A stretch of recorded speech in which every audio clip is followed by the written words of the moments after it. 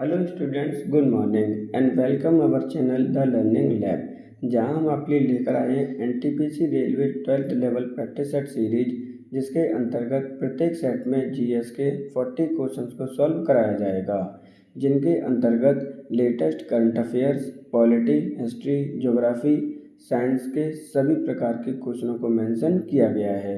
यह practice series आपकी आने वाली रिवीजन और क्वेश्चंस पैटर्न को समझने में मदद करेगी। अगर आपको हमारा कंटेंट और सीरीज पसंद आता है तो आप अपने फ्रेंड्स जो इसकी प्रिपरेशन कर रहे हैं उनके साथ शेयर कर सकते हैं, और आप चैनल को सब्सक्राइब कर लीजिए, जिससे कि आने वाले वीडियो या क्लासेस का नोटिफिकेशन आपको प्राप्त हो सके। अगर आपको हमें कोई सजेशन देना है तो आप हमें कमेंट बॉक्स में आकर दे सकते हैं। तो चलिए देखते हैं आज का अपना पहला क्वेश्चन।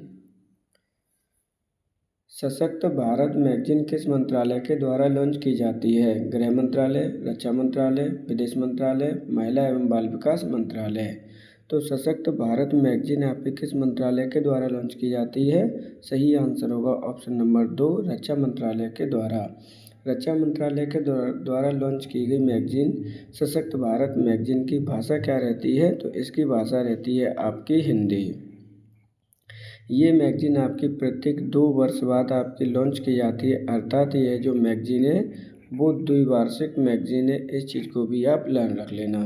इस मैगजीन के अंतर्गत आपके जो भी आपकी रक्षा मंत्रालय, जितनी भी आपकी इंडियन एयरफोर्स हो, चाहे आर्मी हो, चाहे नेवी हो, उसके द्वारा जितनी भी सैन्य कार्रवाई की जाती हैं वो, और जितनी भी डीलिंग की जाती हैं वो सभी का आपका विवरण इसके अंतर्गत पाया जाता है। तो सही आंसर होगा ऑप्शन नंबर 2, रक्षा मंत्रालय। उत्तर पश्चिम में भारत किन 2 देशों के साथ थल सीमा साझा करता है?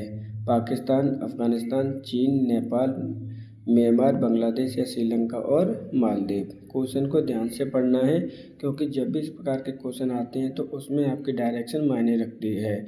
यहाँ पे पूछा जा रहा है कि उत्तर पश्चिम में भारत किन 2 देशों के साथ में आपकी थल सीमा साझा करता है? तो सही आंसर होगा ऑप्शन नंबर 1, पाकिस्तान और अफगानिस्तान के साथ आपकी भारत थल सीमा साझा करता है। अब देखिए क्वेश्चन को ध्यान से मान के चलना कि ये आपके ईस्ट और वेस्ट, यानी यहाँ पे ईस्ट है आपका, ये वेस्ट है और ये आपका नॉर्थ एंड साउथ है। अब भारत के पड़ोसी देश कौन कौन सी डायरेक्शन में कौन कौन है?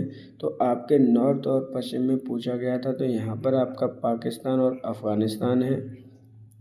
जबकि अगर आप नॉर्थ में चले जाएंगे तो यहाँ पर आपका चाइना है, नेपाल है। नॉर्थ ईस्ट में चले जाएंगे तो आपका यहाँ पर आपको भूटान मिलेगा, और ईस्ट और साउथ में चले जाएंगे तो लगभग यहाँ पर आपका बांग्लादेश है। नेक्स्ट आपका बिल्कुल साउथ में चले जाएंगे तो यहाँ पर आपका श्रीलंका और मालदीव है।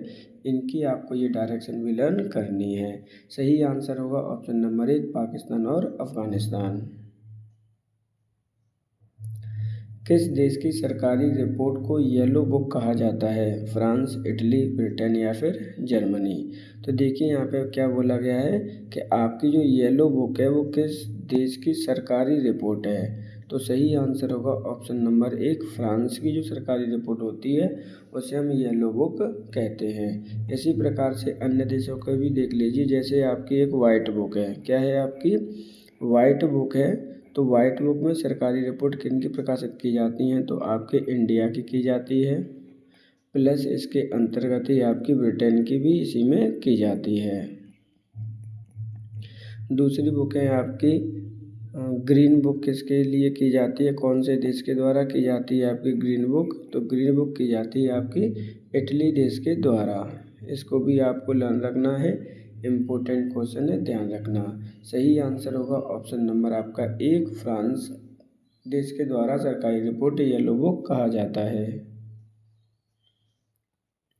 एक्सरसाइज डेजर्ट हंट 2025 भारत के किस शहर में आयोजित की गई? शिलोंग, जोधपुर, नागपुर या फिर तिरुवनंतपुरम। तो एक्सरसाइज आपकी डेजर्ट हंट कहाँ पर की गई है, किस शहर में की गई है? तो सही आंसर होगा ऑप्शन नंबर 2, जोधपुर में इसका आयोजन किया गया। अब जोधपुर कहाँ का शहर है आपका? तो ये राजस्थान का एक शहर है जो कि राजस्थान के पश्चिम में पड़ता है। इसका आयोजन किसके द्वारा किया गया था? तो इसका आयोजन आपके भारतीय एयर फोर्स के द्वारा इसका आयोजन किया गया। पार्ट किसने लिया था, यानी पार्टिसिपेशन किसने किया था, तो भारत की तीनों सेनाओं ने इसमें पार्टिसिपेशन किया था, अर्थात आपकी एयरफोर्स, आर्मी प्लस नेवी तीनों ने ही इसमें भाग लिया है। तो सही आंसर होगा ऑप्शन नंबर 2 जोधपुर। भारतीय मानसून मौसमी विस्थापन से इंगित है, इसका कारण क्या होता है। अर्थात क्वेश्चन में पूछा गया कि जो भारतीय मानसून है वो विस्थापन करता है, इसका कारण क्या है। स्थल तथा समुद्र का विभेदी तापमान, मध्य एशिया की ठंडी हवा, तापमान की अधिकता, अधिक एक समानता या इनमें से कोई नहीं। तो यहाँ पे देखिए, जब भी भारत का मानसून विस्थापन करता है या हटता है या आगे बढ़ता है तो उसमें सबसे ज़्यादा इम्पोर्टेंट आपका निर्भर करता है स्थल और समुद्री सीमा के तापमान पर। तो सही आंसर होगा ऑप्शन नंबर 1।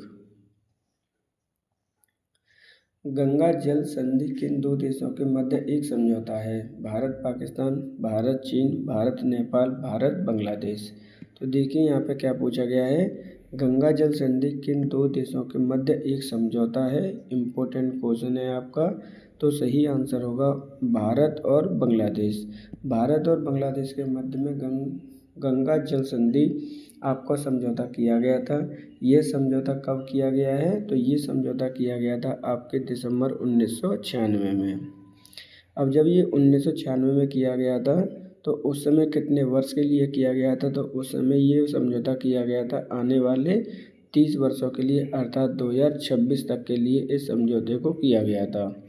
इसलिए भारत और बांग्लादेश के लोगों ने या फिर जो भी आपके मेंबर्स आते हैं, इसको एग्रीमेंट को आगे बढ़ाना या नहीं बढ़ाना, इस पर चर्चा की गई है। इस एग्रीमेंट के अंतर्गत कहा गया था कि जो अगर आपके गंगा का जो फ्लो है वो 70,000 क्यूसेक से कम हो जाता है, 70,000 क्यूसेक से अगर पानी का फ्लो जो कम हो जाता है तो इसके वाटर का हम 50% इस्तेमाल करेंगे। लेकिन अगर ज़्यादा है तो उसके ज़्यादा का प्रयोग भारत करेगा। अब ये किस नदी का समझौता है, तो ये गंगा नदी का समझौता है। इस चीज़ को भी आप ध्यान रखना। गंगा नदी कहाँ से उद्गमित होती है, तो ये उत्तराखंड से उद्गमित होती है। उत्तराखंड होते हुए ये आपके यूपी, उसके बाद में आपके बिहार, उसके बाद में आपके झारखंड और उसके बाद में आपके पश्चिम बंगाल में चली जाती है। यहाँ से अरेबियन सी में आपकी ये फ्लो वाटर कर देगी। तो इसको भी आप याद रखना, 5 राज्यों से होकर आपकी गंगा नदी बहती है। भारत की सबसे लंबी नदी है, इस चीज़ को भी याद कर लेना। इसकी जो लंबाई है वो 2525 किलोमीटर है। तो इम्पोर्टेंट फैक्टर्स हैं आपके जो कि आपको याद करने, एक बार फिर से देख लीजिए। गंगा जल समझौता किन दो देशों के मध्य हुआ है, भारत और बांग्लादेश। ये हुआ कब था, तो हुआ है आपके दिसंबर 1996 में। कब तक के लिए हुआ था, 2026 तक के लिए। अगर इसमें 70,000 क्यूसेक पानी से कम फ्लो करता है तो इसके हम करेंगे 50% का शेयर, और ये 5 राज्यों से होकर नदी फ्लो करती है। सही आंसर होगा ऑप्शन नंबर 3 भारत और बांग्लादेश। रेलवे का जोन मुख्यालय हाजीपुर स्थित है, छत्तीसगढ़, उत्तर प्रदेश, झारखंड और बिहार। तो देखिए यहाँ पे क्या बोल रहे हैं कि रेलवे का जो जोन का मुख्यालय हाजीपुर है वो कहाँ स्थित है। तो सही आंसर होगा ऑप्शन नंबर आपका 4, ये आपका बिहार राज्य में स्थित है। अब आपकी जो भारत के रेलवे जोन है वो कितने जोन है, टोटल जोन, तो आपके 18 हैं। इस चीज़ को भी आप याद रख लेना। सही आंसर होगा ऑप्शन नंबर 4। सावा वुमेन्स बास्केट चैंपियनशिप 2025 किस देश ने जीती है, भारत, मालदीव, पाकिस्तान या फिर बांग्लादेश। अब ये क्वेश्चन आपका इम्पोर्टेंट है। यहाँ पे बोला गया है कि वुमेन्स बास्केट चैंपियनशिप 2025 का देश किसने जीता है। तो सही आंसर होगा ऑप्शन नंबर 1, भारत ने इसको जीता है। अब विनर अगर भारत है तो मालदीव कौन है आपका, ये रनर अप होगा, अर्थात मालदीव को हराकर हमने इसको जीता है। सावा वुमेन्स बास्केट चैंपियनशिप 2025 कहाँ पर ये खेली गई है या आयोजन किया गया है, तो इसका जो आयोजन है वो नई दिल्ली में किया गया है। इस चीज़ को भी आप याद रखना, क्योंकि अक्सर करके जब कोई चीज़ भारत में आयोजित की जाती है तो उससे क्वेश्चन आपके पूछे जाने की संभावना उतनी ही बढ़ जाती है। अब इस प्रकार जो एडिशन है, इसका 3rd एडिशन इसका आयोजन किया गया था भारत में, जिसका विनर भी भारत ही रहा है आपका। अब इसके आयोजक किसके द्वारा कराया गया था, तो आयोजन इसका कराया गया था साउथ एशियन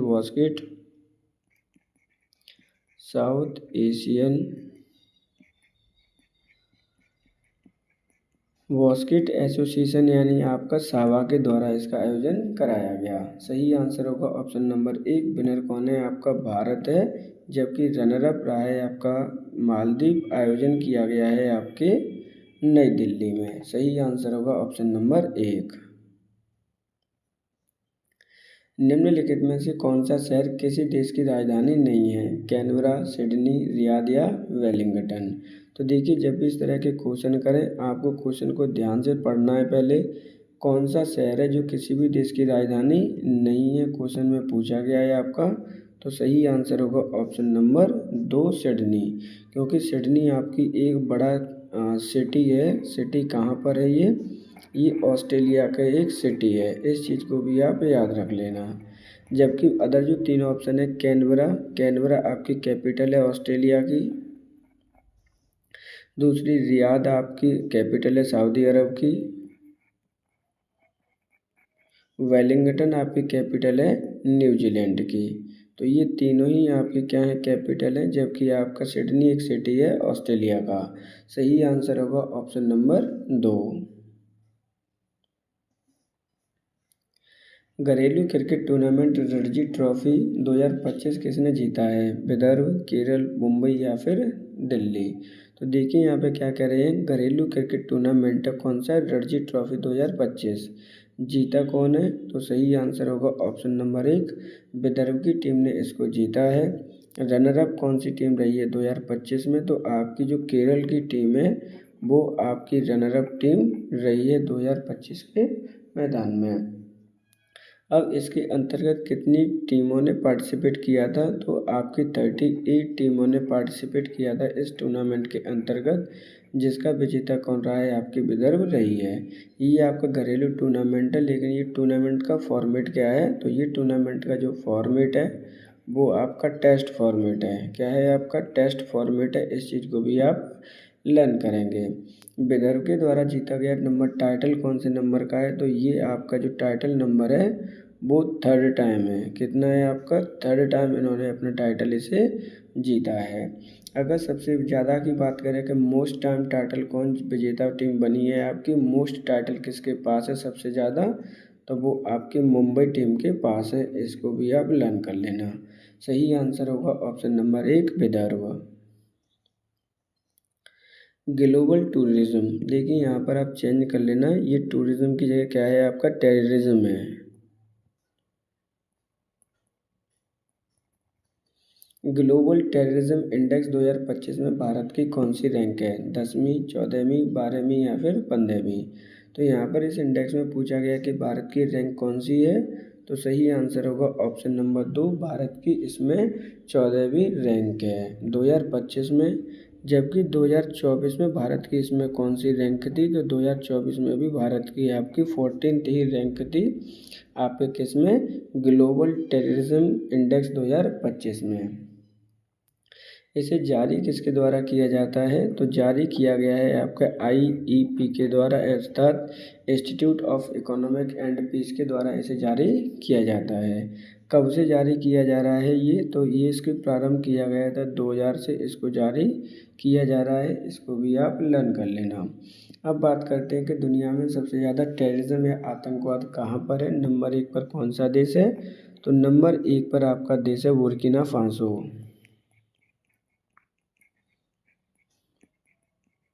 ये आपका एक अफ्रीकन कंट्री है, इसको याद कर लेना। जबकि आपका जो पड़ोसी देश है पाकिस्तान, उसकी रैंक कौन सी है इसमें, उसकी रैंक है आपकी दूसरी। जबकि आपकी 3rd रैंक है आपकी सीरिया की। इस क्रम को भी आपको लर्न करना है। भारत की अगर रैंक के बारे में कोई आपसे पूछता है तो आपकी भारत की रैंक 14 है। जारी किया जाता है आपके IEP के द्वारा, अर्थात आपका इंस्टीट्यूट ऑफ इकोनॉमिक्स के एंड पीस के द्वारा। 2024 में भारत की रैंक आपकी 14 रैंक थी। सही आंसर होगा ऑप्शन नंबर 2 14। नाभिकीय रिएक्टर में भारी जल का उपयोग होता है, इंजन के रूप में, मंडप के रूप में, डेट्रॉन के स्रोत के रूप में या उपरोक्त में से कोई नहीं। तो देखिए यहाँ पे ये मंडक नहीं है, क्या है आपका मंदक है। सही शब्द क्या होगा आपका मंदक होगा। अब भारी जल के बारे में बात की जा रही है, क्या उपयोग किया जाता है, तो सही आंसर होगा ऑप्शन नंबर 2, ये मंदक के रूप में इसका प्रयोग किया जाता है। तो सही आंसर होगा ऑप्शन नंबर 2। अब बात कर लेते हैं कि भारी जल क्या होता है। तो भारी जल मान के चलिए जो H2O होता है वो सॉफ्ट वाटर होता है, जनरली वाटर होता है, जबकि भारी जल आपका क्या होता है D2O होता है। इसमें आपके आणविक भार अगर 18 होता है तो इसमें जो आणविक भार होता है वो कितना होगा 20 होगा। तो इसका जो फॉर्मूला होता है वो D2O होता है, उसका हम उपयोग करते हैं मंदक के रूप में, किसमें नाभिकीय रिएक्टर में। सही आंसर होगा ऑप्शन नंबर 2। निम्नलिखित में से कौन एक कंप्यूटर की भाषा नहीं है। बेसिक, सी, फास्ट, फोर्टेन। तो देखिए यहाँ पर क्या पूछा गया है कि आपसे पूछा गया है कि कौन सा निम्नलिखित में से कंप्यूटर की भाषा नहीं है। तो सही आंसर होगा ऑप्शन नंबर 3, आपकी फास्ट कोई भी कंप्यूटर भाषा नहीं है, जबकि आपकी बेसिक, सी और फोर्टेन आपकी कंप्यूटर की भाषाएं हैं जिनसे आपका प्रोग्राम्स वगैरह लिखे जाते हैं। सही आंसर होगा ऑप्शन नंबर 3। प्रोजेक्ट हिफाजत किस राज्य सरकार के द्वारा प्रारंभ किया गया है। उत्तर प्रदेश सरकार, पंजाब सरकार, दिल्ली सरकार, महाराष्ट्र सरकार। तो देखिए यहाँ पर क्वेश्चन पूछा गया है प्रोजेक्ट हिफाजत किस सरकार के द्वारा या किस राज्य सरकार के द्वारा प्रारंभ किया गया है। तो सही आंसर होगा ऑप्शन नंबर 2, पंजाब सरकार के द्वारा इसको प्रारंभ किया गया है। अब पंजाब सरकार के द्वारा इसे क्यों प्रारंभ किया गया है, टारगेट क्या है इसमें, तो टारगेट है आपका safety for womens, safety for womens यानी महिलाओं की रक्षाकरण के लिए इसको प्रारंभ किया गया है। इसके अंतर्गत आपका एक हेल्पलाइन नंबर भी आपका जारी किया गया है, वो हेल्पलाइन नंबर है आपका 181 आपका हेल्पलाइन नंबर है। इस पर आप कोई भी कांटेक्ट कर सकता है जिन्हें भी आपके वुमेन्स को खतरा हो, यानी सेफ्टी और सिक्योरिटी के लिए इसे प्रारंभ किया गया है। इस प्रोजेक्ट को किसके द्वारा, पंजाब सरकार के द्वारा। अब पंजाब में सीएम कौन है, तो इन्हें भी आप लर्न कर लेना। आपके एक मान सिंह करके नाम है उनका, जो सही आंसर होगा ऑप्शन नंबर 2। निम्नलिखित में से किसके पास भारतीय सुरक्षा बलों पर सर्वोच्च कमान प्राप्त है।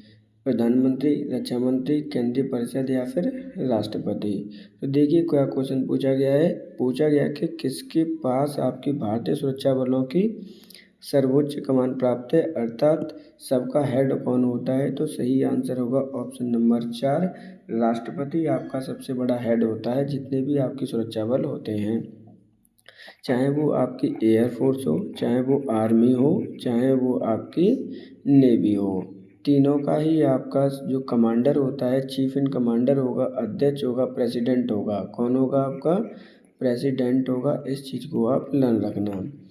वर्तमान में आपके भारत का प्रेसिडेंट कौन है, तो वर्तमान में जो भारत के प्रेसिडेंट हैं वो हैं आपके द्रौपदी मुर्मू। द्रौपदी मुर्मू जी आपकी भारत की वर्तमान प्रेसिडेंट हैं, जो कि आपकी जनजातीय क्षेत्र से आती हैं। पहली जनजातीय क्षेत्र से बनने वाली महिला राष्ट्रपति हैं। इस चीज़ को आप लर्न करना। सही आंसर होगा ऑप्शन नंबर 4, राष्ट्रपति।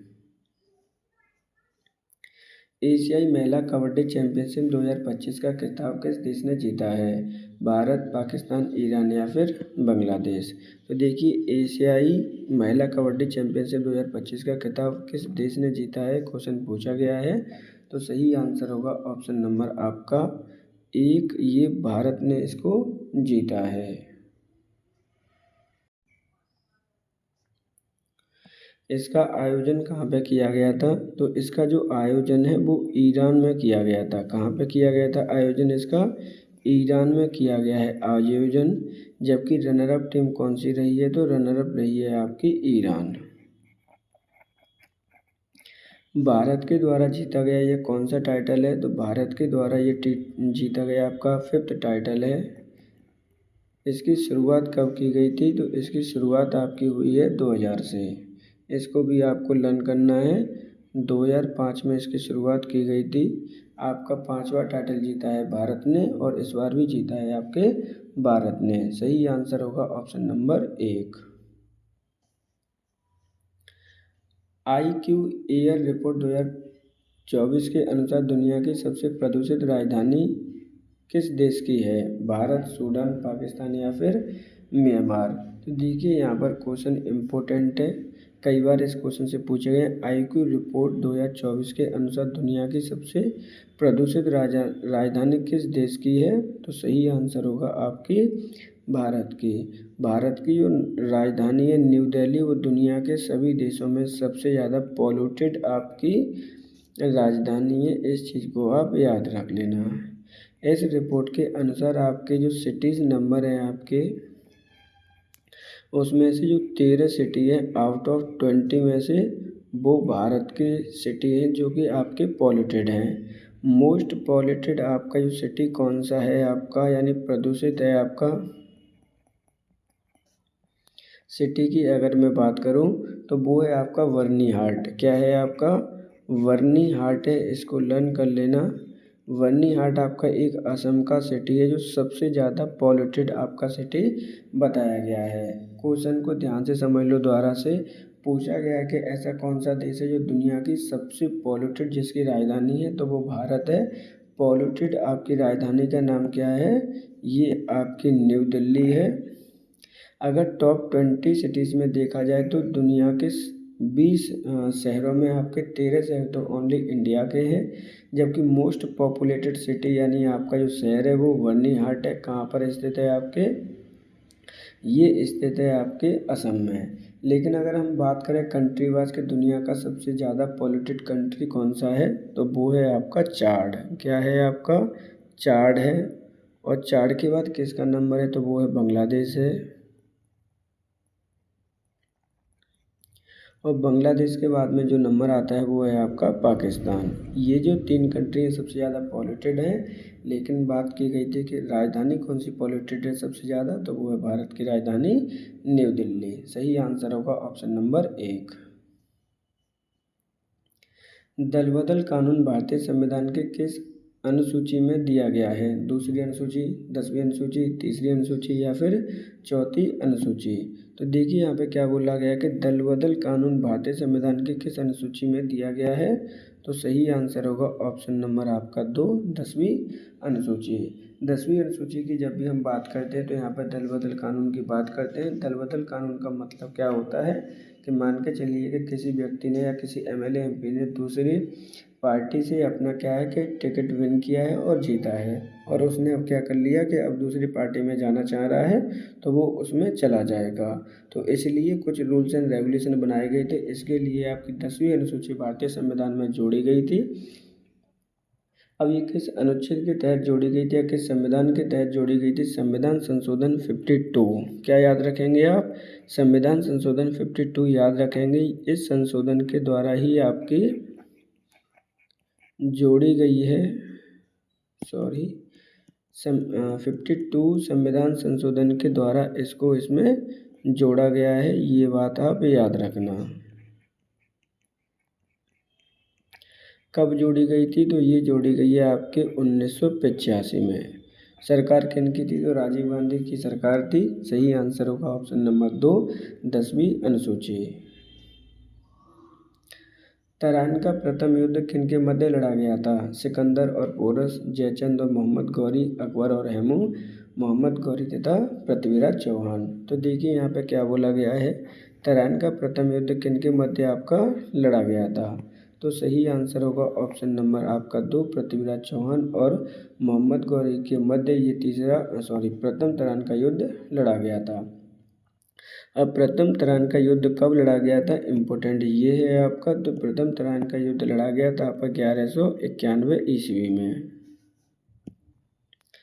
1191 ईस्वी में लड़ा गया था, जिसमें आपके मोहम्मद गौरी की क्या हुई थी? आपकी हार हुई थी। तो मोहम्मद गौरी उसमें हारा था। इस चीज़ को भी आप याद रखेंगे।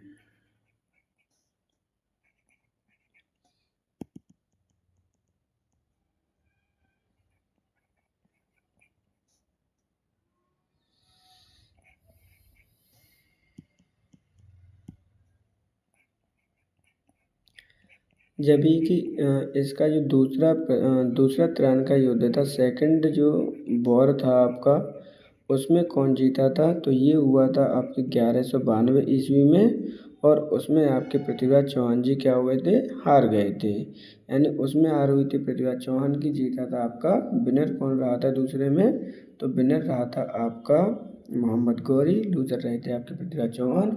उसी समय से आपके मोहम्मद गौरी ने मुगल साम्राज्य यानी आपके मुस्लिम साम्राज्य की स्थापना मानी जाती है अपने भारत देश में। तो आज का जो तरान का मैदान है वो कहाँ पर है वर्तमान में? ये हरियाणा राज्य में है। कहाँ पर है ये? हरियाणा राज्य में। इसको भी आप याद रखेंगे। सही आंसर होगा ऑप्शन नंबर 4। कंबाला कही जाने वाली वार्षिक भैंस दौड़ जो एक उत्सव है, किस भारतीय राज्य में मनाया जाता है? केरल, कर्नाटक, पंजाब या उड़ीसा?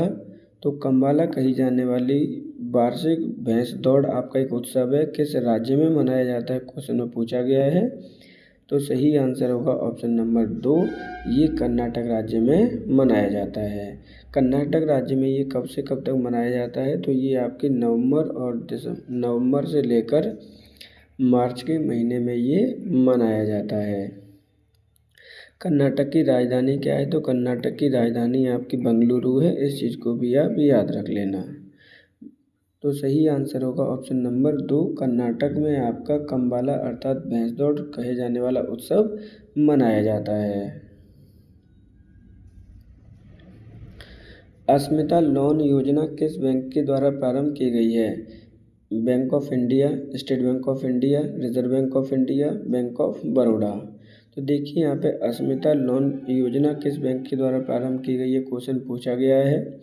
तो ये प्रारंभ की गई है SBI के द्वारा, अर्थात स्टेट बैंक ऑफ इंडिया के द्वारा इसको प्रारंभ किया गया है। अब इसके अंतर्गत जो प्रारंभ की गई है, इसके अंतर्गत फैसिलिटीज़ क्या क्या दी जाएंगी आपको? तो इसके अंतर्गत आपका लोन प्रोवाइड कराया जाएगा। किन्हें प्रोवाइड कराया जाएगा? लोन फॉर वुमेन, अर्थात आपका महिलाओं को लोन प्रोवाइड कराया जाएगा, जिस पर आपका कोई भी इंटरेस्ट नहीं लगेगा। क्या होगा आपका इंटरेस्ट? क्या रहेगा आपका? 0 रहेगा।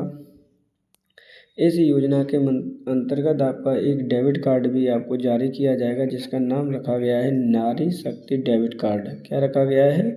नारी शक्ति डेबिट कार्ड इसका नाम रखा गया है। बात कर लेते हैं स्टेट बैंक ऑफ इंडिया की। इसकी स्थापना कब की गई थी? तो इसकी स्थापना हुई है आपकी 1955 में। तो सही आंसर होगा option number 2, State Bank of India. स्वस्तम की उत्तरजीविता की रचयिता कौन थे? Gregor John Mendel, Charles Darwin, Arvind Khurana या हर्बर्ट स्पेंसर? तो देखिए यहाँ पर एक लॉ दिया गया है उत्तरजीविता का लॉ, रचयिता कौन थे इसके? तो सही आंसर होगा हर्बर्ट स्पेंसर ने इसकी रचयिता की है। जबकि ग्रेगर जॉन मेंडल कौन थे? तो इन्हें हम फादर ऑफ जेनेटिक्स कहते हैं। क्या कहते हैं? फादर ऑफ जेनेटिक्स कहा जाता है इनको, क्योंकि इन्होंने मटर के पौधे पर एक्सपेरिमेंट किया था कि कब आपका बेबी गर्ल होगी, कब आपका बेबी बॉय होगा। इसी प्रकार हम चार्ल्स डार्विन की बात करें तो इन्होंने प्रकृतिवाद का सिद्धांत दिया है।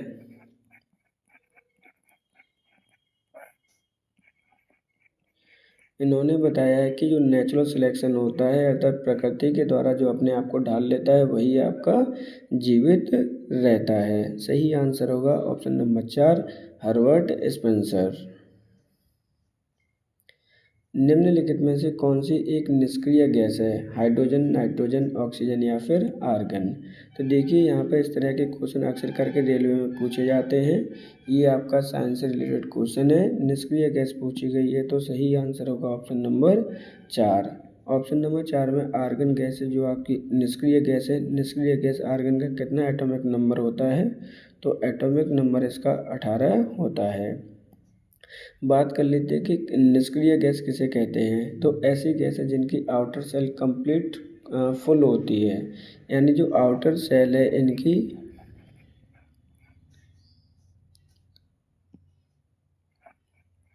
आउटर सेल होगी वो कंप्लीट क्या होगी? फुलफिल होगी। इस चीज़ को भी आप याद रखेंगे।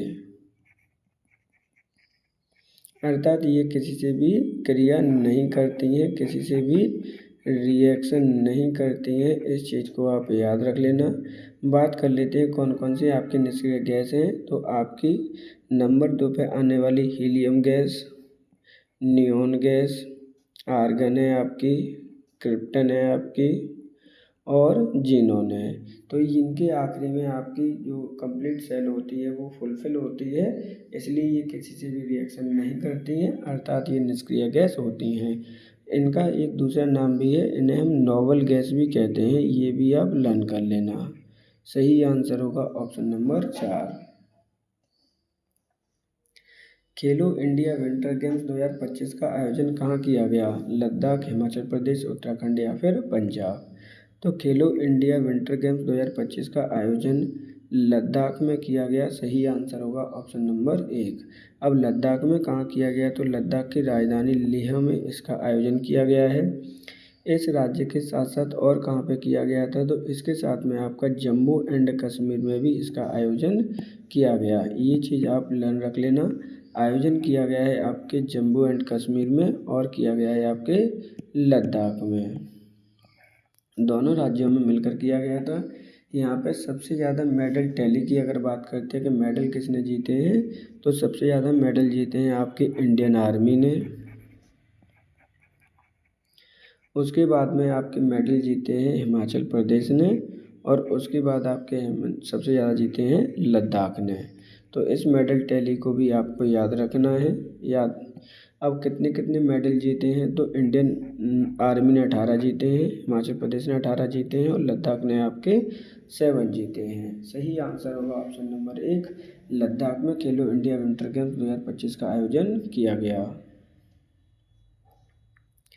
वुमेन्स प्रीमियर लीग 2025 का खिताब कौन सी टीम जीती है? Delhi Capitals, Mumbai Indians, royal Challengers या फिर यूपी वॉरियर्स? देखिए यहाँ पे क्या कहा गया है, वुमेन्स प्रीमियर लीग 2025 का खिताब किस टीम ने जीता है? तो सही आंसर होगा ऑप्शन नंबर 2, मुंबई इंडियंस ने इस बार ये खिताब अपने नाम में किया है।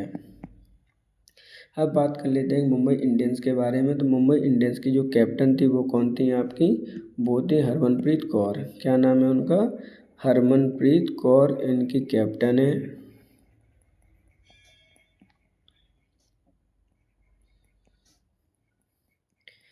इनके द्वारा जीता गया ये 2025 में कौन सा टाइटल है? तो ये सेकंड टाइटल है।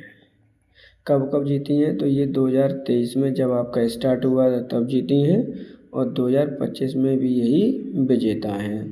इसका जो एडिशन है वो कौन सा एडिशन था इस बार? तो इसका जो एडिशन है वो 3rd एडिशन था। तो 2 बार जीती हैं। जबकि आपकी रॉयल चैलेंजर कब जीती है? 2024 में ये भी आपकी विनर रह चुकी है। अब बात कर लेते हैं कि सबसे ज़्यादा रनर अप कौन सी टीम रही है? तो दिल्ली कैपिटल्स आपकी इस बार भी क्या रही है? आपकी रनर अप टीम रही है। इस चीज़ को आप ध्यान रखना। वुमेन्स प्रीमियर लीग 2025 क्या है? ये आपका एक क्रिकेट की घरेलू प्रतियोगिता है या अर्थात लीग है, जो कि जिसमें आपकी वुमेन्स पार्टिसिपेट करती हैं। टोटल टीमें कितनी होती हैं इसके अंतर्गत भारत में? तो टोटल टीम आपकी 5 टीम खेलती हैं। सही आंसर होगा ऑप्शन नंबर 2, मुंबई इंडियंस 2025 में विजेता टीम रही है। झूलती मीनार वाली एक मस्जिद भारत के किस शहर में स्थित है? कानपुर, अहमदाबाद, रांची या फिर जयपुर? तो देखिए यहाँ पे क्या बोला गया है, झूलती मीनार एक मस्जिद है, भारत के किस शहर में स्थित है? तो सही आंसर होगा ऑप्शन नंबर 2, अहमदाबाद में ये स्थित है। अब अहमदाबाद कहाँ पर आपका एक शहर है? तो ये आपका शहर है गुजरात का, जिसे हम भारत का मानचेस्टर के नाम से भी जानते हैं। क्या कहते हैं? भारत का मानचेस्टर के नाम से भी जानते हैं, क्योंकि सूती वस्त्रों का सबसे ज़्यादा उत्पादन होता है यहाँ पर। आपकी जो झूलती मीनार है इसका निर्माणकर्ता कौन है? निर्माण किसने इसका कराया था? क्योंकि एक एक पॉइंट इम्पोर्टेंट है, कुछ भी आपका एनटीपीसी पूछ सकता है। तो इसमें जो निर्माण कराया वो सिदी बशीर ने कराया है। किसने कराया है? आपका सिदी बशीर के द्वारा इसका निर्माण कराया गया। सही आंसर होगा ऑप्शन नंबर 2। अहमदाबाद में झूलती मीनार एक मस्जिद है जो कि स्थित है आपके अहमदाबाद गुजरात में है। सही आंसर होगा option number 2। The world outside my windows पुस्तक के लेखक कौन है? Ruskin Bond, Emily Bronte, Jane Austen या हेनरी फील्डिंग। तो देखिए यहाँ पे the world outside my window की पुस्तक के लेखक कौन है? तो सही आंसर होगा ऑप्शन नंबर 1। रस्किन बॉन्ड के द्वारा इस बुक को लिखा गया है। अब इस पुस्तक में किसके बारे में लिखा गया है? तो इस पुस्तक में आपके नेचर के बारे में लिखा गया है कि नेचर में क्या क्या वस्तुएं उपलब्ध हैं। जैसे इस बुक में बताया गया है बर्ड्स के बारे में, एनिमल के बारे में, इंसेक्ट्स के बारे में इस बुक्स में आपको बताया गया है। लिखी किसके द्वारा गई है? तो रस्किन बॉन्ड के द्वारा ये बुक लिखी गई है। सही आंसर होगा ऑप्शन नंबर 1। भारत का पहला रेलवे स्टेशन कौन सा है जो पूर्णतः महिला कर्मचारियों के द्वारा चालित है? क्या है? देखिए यहाँ पर क्वेश्चन पूछा गया है कि पहला भारत का रेलवे स्टेशन कौन सा है जो महिला कर्मचारियों के द्वारा चालित है? Delhi railway station, Begumpet railway station, Kanchipuram railway station या फिर प्रयागराज रेलवे स्टेशन। तो सही आंसर होगा option number 2। Begumpet railway station पूर्णतः महिलाओं के द्वारा कर्मचारियों के द्वारा चालित रेलवे स्टेशन है जो कि भारत का सबसे पहला रेलवे स्टेशन होगा। अब बात कर लेते हैं कि बेगमपुर रेलवे स्टेशन कहाँ पर स्थित है? तो ये आपके कर्नाटक राज्य में स्थित है। कर्नाटक राज्य की आपकी राजधानी क्या है? तो वहाँ की राजधानी आपकी बेंगलुरु है। इस चीज़ को भी आप याद रखना। सही आंसर होगा option number 2। World happiness report 2025 में भारत की कौन सी रैंक है? यहाँ पर आपका 2008 नहीं है, ये क्या है आपकी 118 है। क्या है? 118 है। वर्ल्ड बैंक कौन सी रैंक आपकी भारत की पूछी गई है? क्या है? वर्ल्ड हैप्पीनेस रिपोर्ट 2025 में 118, 119, 120 या 122। इम्पोर्टेंट क्वेश्चन है। सही आंसर होगा ऑप्शन नंबर 1। आपकी भारत की रैंक है वो 118 है 2025 में। अब जो भारत की रैंक 118 है वो कितने देशों से आई है? तो आपकी 147 टोटल कंट्री इसमें इन्वॉल्व किए गए हैं जिसमें से भारत की रैंक 118 है। अब ये जो रैंक है या फिर जो रिपोर्ट है किसके द्वारा प्रकाशित की जाती है? तो आप याद कर लीजिए, इस रिपोर्ट जो प्रकाश की जाती है वो आपकी यूनाइटेड नेशन सस्टेनेबल डेवलपमेंट के द्वारा इसको रिपोर्ट को प्रकाशित किया जाता है। कई बार ये पहले भी क्वेश्चन आ चुके हैं। ये 2 संस्थाएं हैं, एक ऑक्सफोर्ड है, ऑक्सफोर्ड जो यूनिवर्सिटी है उसके द्वारा, और UNSDSN के द्वारा इसको रिपोर्ट को प्रकाशित किया जाता है। अब बात करते हैं कि रैंकिंग में पहले नंबर पर कौन है? तो पहले नंबर पर आपका फिनलैंड है, दूसरे नंबर पर आपका डेनमार्क है। इनको क्रम भी आपको लर्न करना है क्योंकि कई बार ये क्वेश्चन यहाँ से पूछे गए हैं। दूसरा आपका आइसलैंड है, तीसरा है।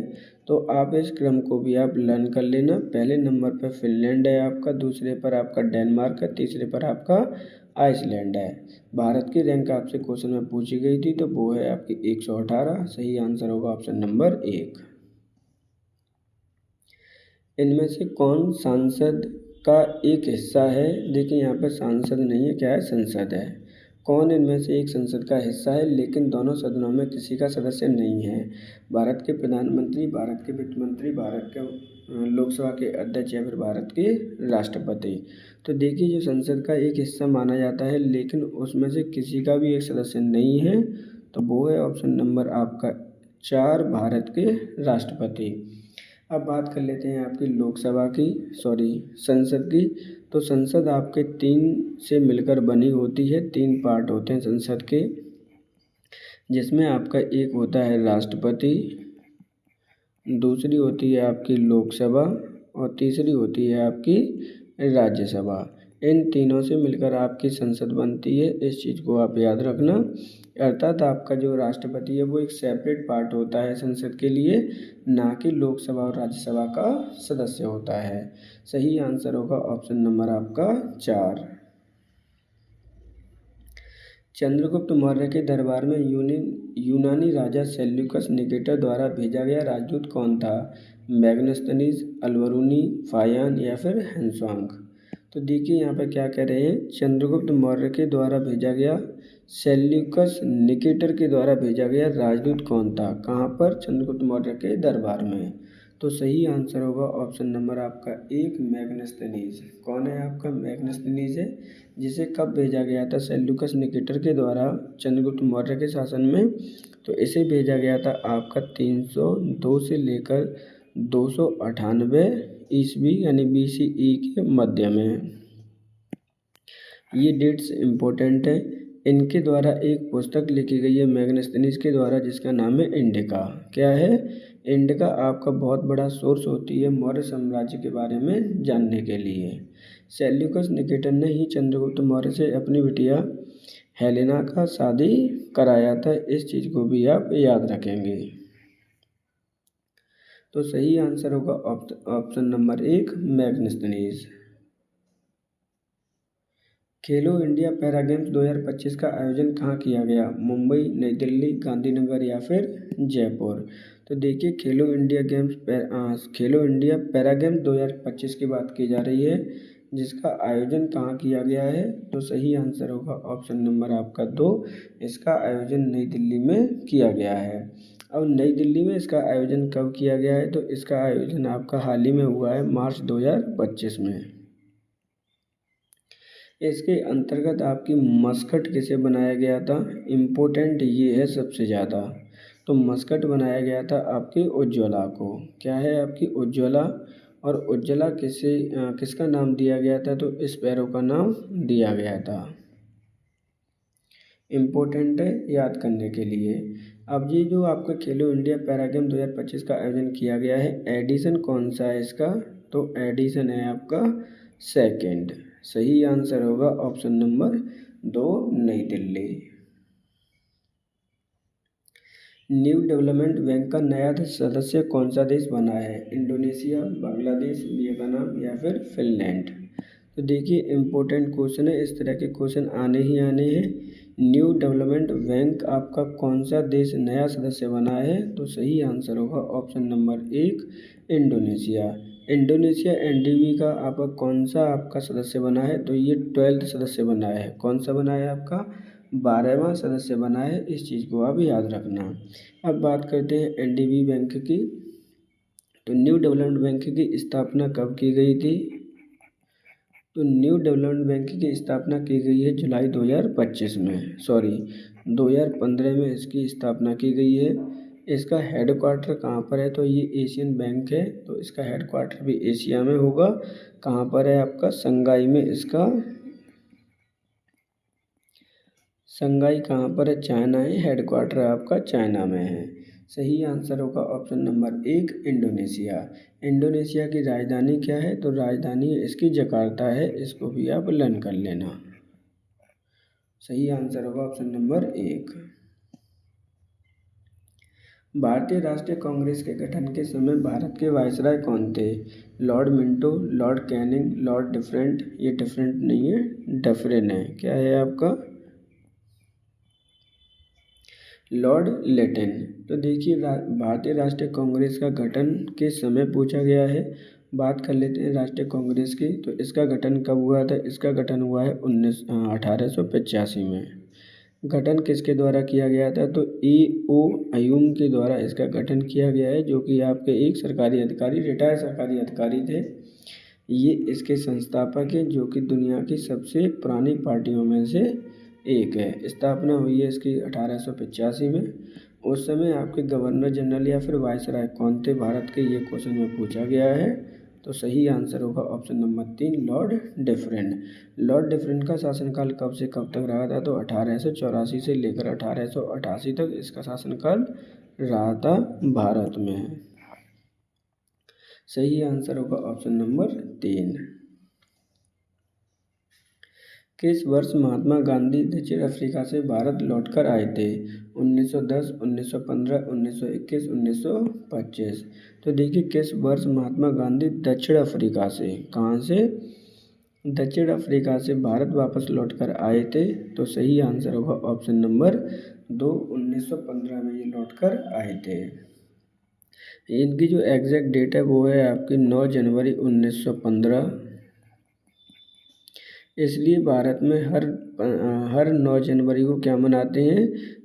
आपका राष्ट्र जनवरी है आपका राष्ट्रीय प्रवासी दिवस मनाते हैं। क्या मनाते हैं? राष्ट्रीय प्रवासी दिवस आपका मनाते हैं हर 9 जनवरी को। 2025 में राष्ट्रीय प्रवासी दिवस कहाँ मनाया गया था? तो ये मनाया गया था आपके भुवनेश्वर में। भुवनेश्वर उड़ीसा में इसको मनाया गया था। इस चीज़ को आप याद रख लेना। तो सही आंसर होगा ऑप्शन नंबर 2, 1915 में महात्मा गांधी दक्षिण अफ्रीका से लौटकर भारत आए थे। वरिष्ठ नागरिक आयोग स्थापित करने वाला भारत का प्रथम राज्य कौन सा है? उत्तराखंड, उत्तर प्रदेश, केरल या फिर तमिलनाडु। देखिए यहाँ पे वरिष्ठ नागरिक आयोग स्थापित करने वाला भारत का प्रथम राज्य है। जब भी स्टेटमेंट तरीके के पहली बार के क्वेश्चन भारत में आएंगे, स्टैटिक बन जाते हैं, तो वो क्वेश्चन आपके एनटीपीसी के लिए इम्पोर्टेंट है। सही आंसर होगा ऑप्शन नंबर 3, केरल। केरल भारत का प्रथम राज्य है जिसने आपके एल्डर नागरिकों के लिए आपका कमीशन गठित किया है। अब ये कमीशन क्यों गठित किया गया है वो समझ लीजिए। जो भी आपके बूढ़े बड़े लोग होंगे, एल्डर लोग होंगे, एल्डर पीपल होंगे, उनको सामाजिक कल्याण करने के लिए क्या है, उनकी सेफ्टी के लिए, उनकी देखभाल करने के लिए इसका आयोग का गठन किया गया है। तो ऐसा करने वाला भारत का प्रथम राज्य आपका केरल है, जिसकी राजधानी क्या है? तिरुवनंतपुरम है आपकी राजधानी।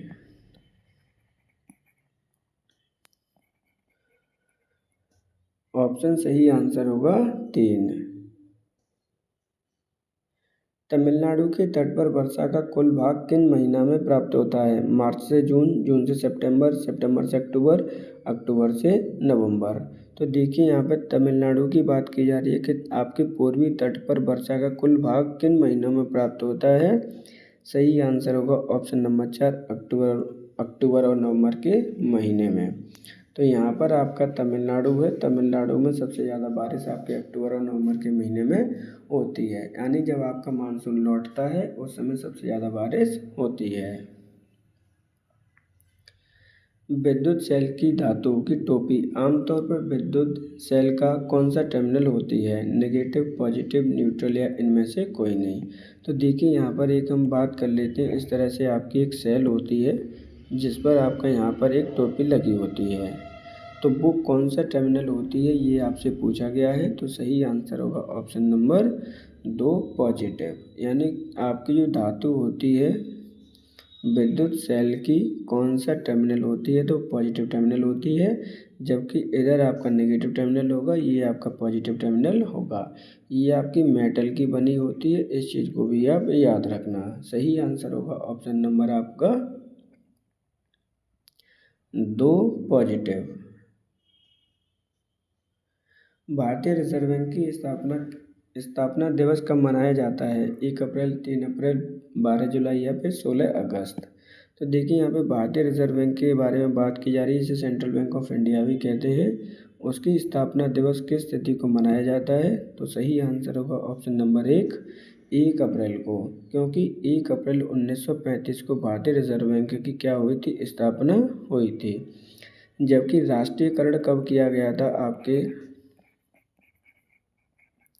तो इसका जो राष्ट्रीयकरण किया गया था वो 1949 में राष्ट्रीयकरण किया गया है। इस चीज़ को भी आप याद रखेंगे। भारतीय रिजर्व बैंक की स्थापना किस अधिनियम के तहत हुई है? तो आरबीआई एक्ट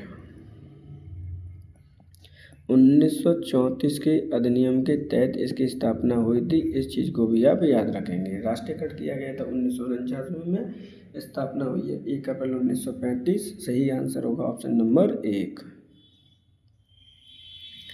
हाल ही में वंदना कटारिया ने अपने संन्यास की घोषणा की है, वह किस खेल से संबंधित हैं? क्रिकेट, हॉकी, बैडमिंटन या फिर टेनिस। तो देखिए यहाँ वंदना कटारिया की बात की जा रही है कि उन्होंने घोषणा की है, वो किस खेल से संबंधित है, क्वेश्चन पूछा गया है। तो सही आंसर होगा ऑप्शन नंबर आपका 2, ये हॉकी से संबंधित है। अब बात कर लेते हैं वंदना कटारिया की। तो वंदना कटारिया किस राज्य से बिलोंग करती हैं? तो ये आपकी बिलोंग करती हैं उत्तराखंड से। इन्होंने हाल ही में संन्यास लिया था। हॉकी के कितने मैच इनके द्वारा खेले गए हैं? तो इनके द्वारा 360 मैच खेले गए हैं। कितने मैच खेले गए हैं? 360 मैच खेले गए हैं, अर्थात भारत के लिए सबसे ज़्यादा मैच खेलने वाली महिला हैं आपकी। इन्होंने टोटल गोल कितने किए हैं? तो टोटल गोल किए हैं आपके 158। जो इम्पोर्टेंट फैक्टर है वो है आपका अर्जुन अवार्ड, यानी इन्हें अर्जुन अवार्ड कब दिया गया था? तो 2021 में इन्हें अर्जुन अवार्ड प्रदान किया गया है। तो सही आंसर होगा ऑप्शन नंबर 2। हॉकी से इन्होंने वंदना कटारिया ने हाल ही में संन्यास लिया है। इस प्रकार आज के हमारे 40 क्वेश्चंस को हमने सॉल्व किया है। अगर आपको हमारा कंटेंट और वीडियो आपकी पसंद आती हो तो वीडियो को लाइक और चैनल को सब्सक्राइब जरूर करें। और अगर आपको हमें कोई सजेशन देना है तो आप हमें कमेंट बॉक्स में आकर दे सकते हैं। Thank you for today.